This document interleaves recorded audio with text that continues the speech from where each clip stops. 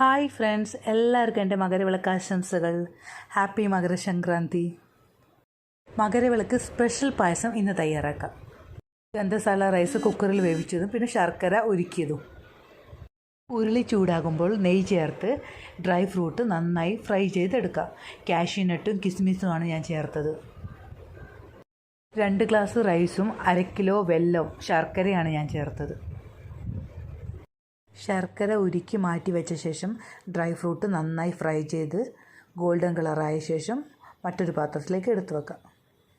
Same പാത്രത്തിലേക്ക് ഉരുക്കി വെച്ച ശർക്കര ചേർത്ത് കൊടുക്കുക.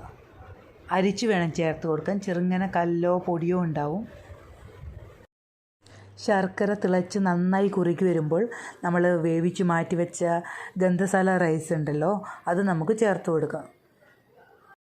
നെല്ല് കുത്തിയ അരിയോ ഉണക്കലരിയോ ചേർത്ത നല്ല സ്വാദാണ്. എനിക്കത് കിട്ടിയിട്ടില്ല, അതുകൊണ്ടാണ് ഞാൻ ഗന്ധസാല റൈസ് ഉപയോഗിച്ചത്.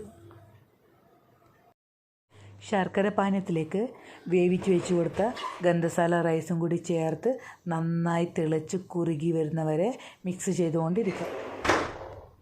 പൊടിച്ച ഏലക്ക പൊടി കൂടി ചേർത്ത് കൊടുക്കുക. പായസം തിളച്ച് നന്നായി കുറുകി വരുമ്പോൾ നമുക്ക് കുറച്ച് തേങ്ങ, 1/2 മുറി തേങ്ങ നെയ്യിൽ വറുത്തെടുക്കാം.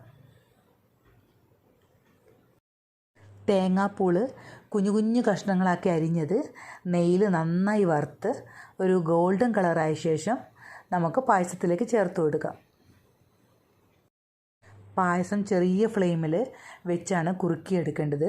അടുക്കി പിടിക്കാതെ നോക്കണേ.